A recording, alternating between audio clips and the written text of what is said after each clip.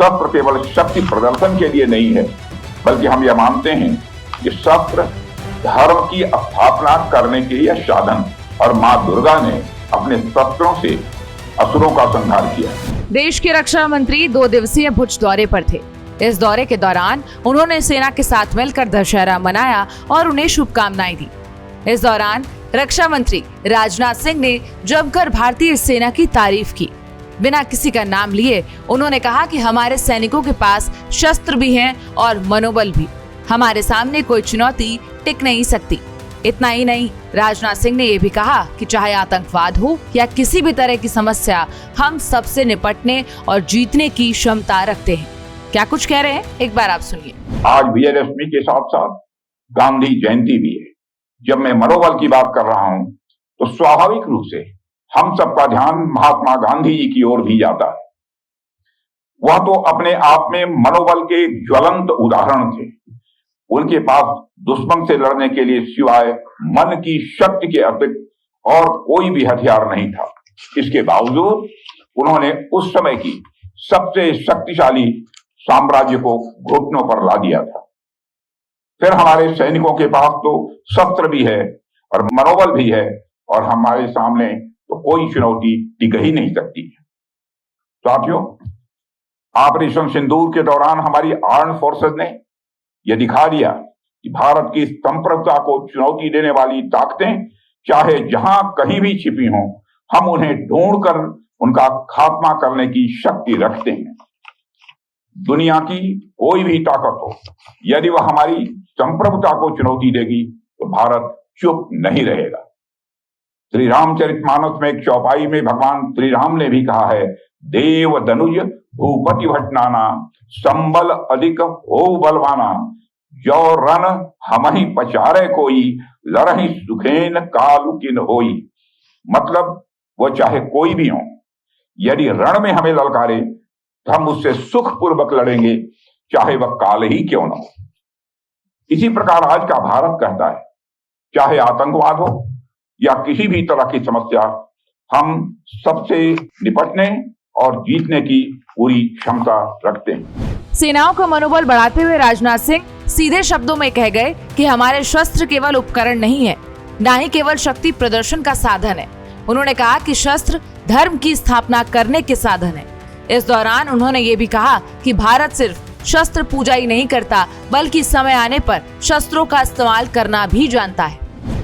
हमारे लिए शस्त्र केवल एक टूल नहीं है, शस्त्र केवल शक्ति प्रदर्शन के लिए नहीं है, बल्कि हम यह मानते हैं कि शस्त्र धर्म की स्थापना करने के लिए साधन है। इसलिए भगवान श्री राम ने अपने धनुष से अधर्मी रावण का वध किया और मां दुर्गा ने अपने शस्त्रों से असुरों का संहार किया। भगवान कृष्ण के सुदर्शन चक्र ने अधर्मियों को समाप्त किया। शस्त्र भक्ति आसुरी ताकतों के खिलाफ दैवी शक्ति के विजय का यह महात्म्य दर्शाती है। केवल जब हम किसी शस्त्र की पूजा करते हैं तो हम उसके साथ ही यह संकल्प भी लेते हैं कि इस शक्ति का प्रयोग केवल धर्म और न्याय की रक्षा के लिए ही किया जाएगा। साथियों, हमारा यह संकल्प ऐतिहासिक रूप से हमारे पूर्वजों से होते हुए हम सभी तक पहुंचा है। भगवान श्री राम ने अपने जीवन में इसी संकल्प को दिखाया था। जब उन्होंने रावण के विरुद्ध युद्ध किया तो उनके लिए वह युद्ध केवल विजय का साधन नहीं था, बल्कि धर्म की स्थापना का वह एक माध्यम था।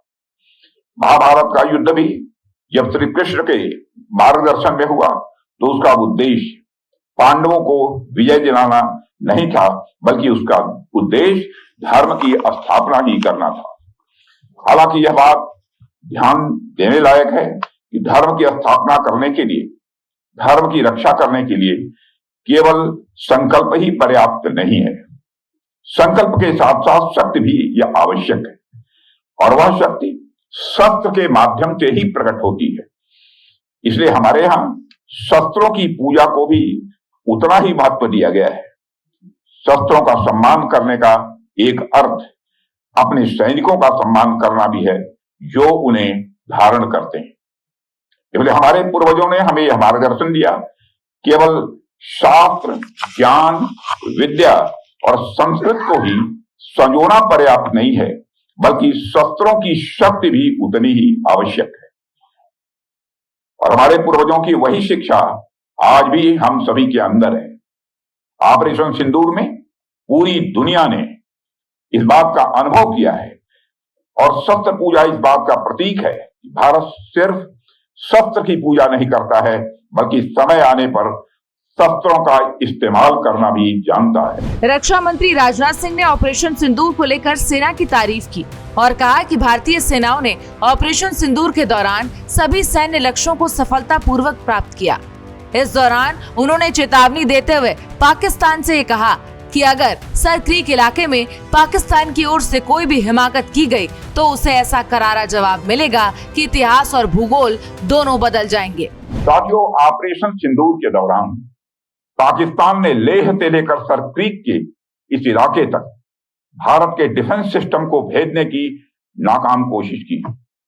भारत के डिफेंस सिस्टम को उन्होंने भेदने की एक नाकाम कोशिश की, जबकि भारत की सेनाओं ने अपनी जवाबी कार्रवाई में पाकिस्तानी एयर डिफेंस सिस्टम को पूरी तरह से एक्सपोज कर दिया और दुनिया को यह भी संदेश दे दिया कि भारत की सेनाएं जब चाहें, जहां चाहें और जैसे भी चाहें पाकिस्तान को भारी नुकसान पहुंचा सकती है।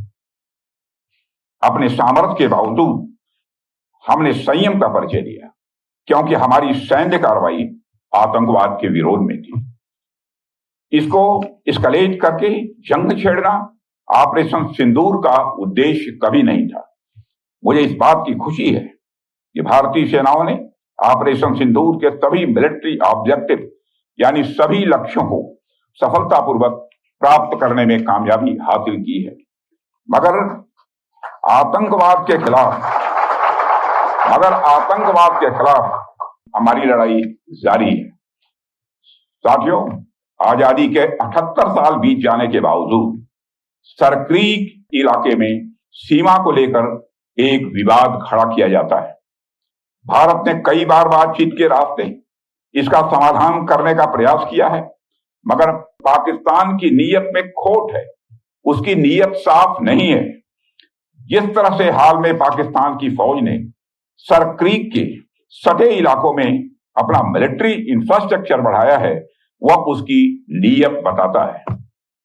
साथियों, भारत की सीमाओं की रक्षा भारतीय सेनाएं और बॉर्डर सिक्योरिटी फोर्स मिलकर मुस्तैदी से कर रही हैं।